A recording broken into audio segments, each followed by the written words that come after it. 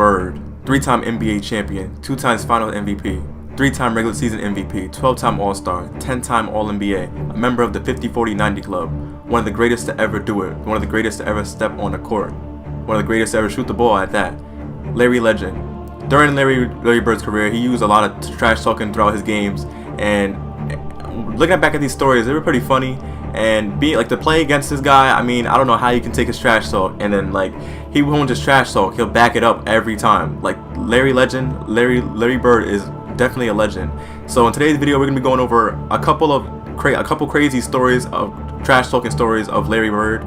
So I'm pretty sure you guys know Larry Bird talks a lot of trash. I'm pretty sure you guys already know that, but I'm going to be proving to you guys that this guy is on a whole nother level. I don't know, I heard Michael Jordan talks trash, but I think this is one of the worst I've ever seen. So my goal here is to prove to you that Larry Bird is probably the best, or one of the best, or he's the greatest of all time, but he's probably one of the best trash talkers in NBA history. He can get into people's heads, get in people's minds, play mind games with you all night, and to destroy you on the court to back it right up. So I'm gonna be showing you guys 5 stories that prove Larry Bird is one of the best trash talkers in NBA history.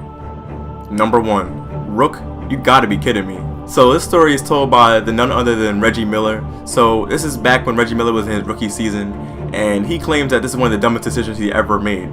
So he states that it was a close game with 20 seconds left with Larry Bird going to the free throw line for 2.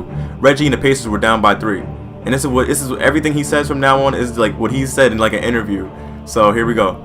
I was standing on the line, being a rookie and not realizing this is one of the best free throw shooters to ever play the game. I tried to throw off his timing. As he went to shoot, I kind of said out of the side of my mouth, hey.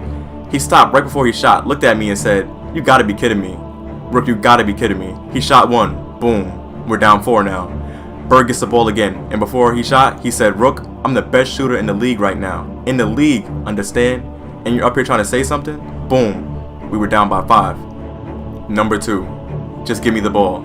So this story is told by none other than Casey Jones. Casey Jones played with the Celtics back in the day with Bill Russell, and he was the coach at the time for the Celtics during the time of this story.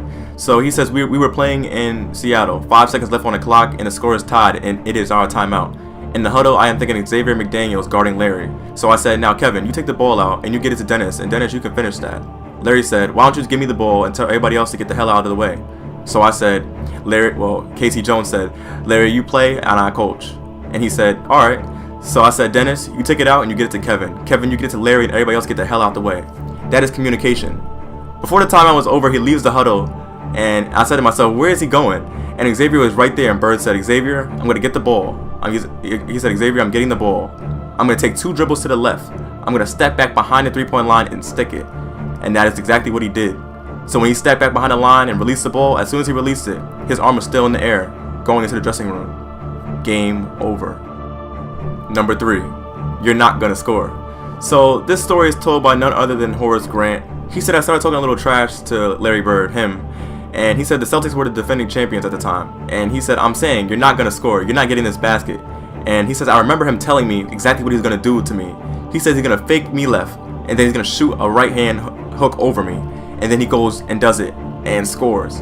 Larry Bird, also like Michael Jordan did this too, he'll just, before he inbound the ball, before he gets the ball, he'll just tell you exactly what he's gonna do to you. Like, he'll tell you what he's gonna do to you, and then he'll just like give you, like, he let you know, like you better, you should know what he's gonna do, so you should be able to stop it, and you just can't stop it. Like, it's just crazy. Like, these legends are just crazy. They'll tell you exactly what they're gonna do, they do it, and then you just can't stop it. It's crazy. Number 4, who's guarding me, Chuck?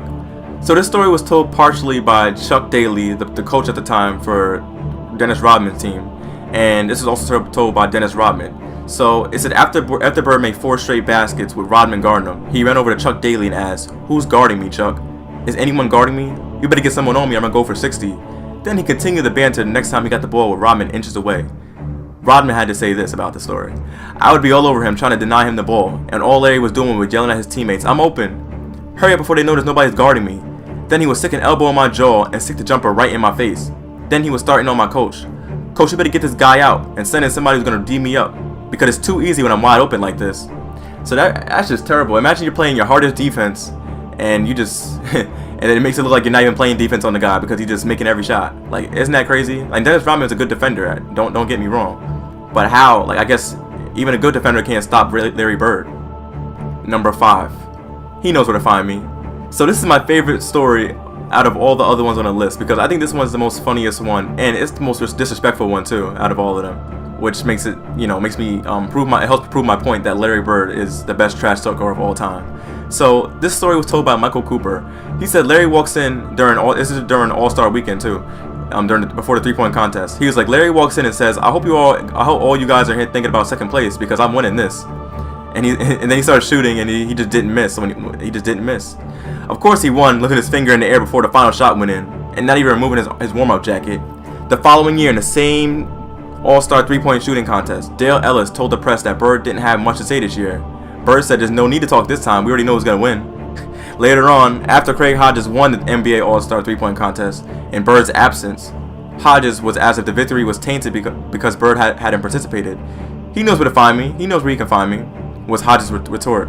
What Bird said had me dying. He told him, because Bird heard this, he said, yeah, I know where to find him, at the end of the Bulls bench. So after watching this video, do you believe me when I say that Larry Bird is the best trash talker of all time? The stuff he says, like to people during games, the things that he does during games, he executes right after he says he's gonna do whatever he's gonna do. Like, he'll tell you what he's gonna do to you, then he'll do it. He'll just talk trash no matter where he's at, and it don't matter if he's in the middle of a game. He does it before the inbound. He just does it anywhere. He'll hurt your feelings. I don't know. I just think he's the best trash talker of all time. I don't think anybody's on his level. I just don't think so. So if you guys did enjoy this video, be sure you drop a like, because I am trying to grow this channel. Thank you guys for watching this video. If you did stay to the end of this video, my name is the Windy City Assassin, and I am signing out. Peace.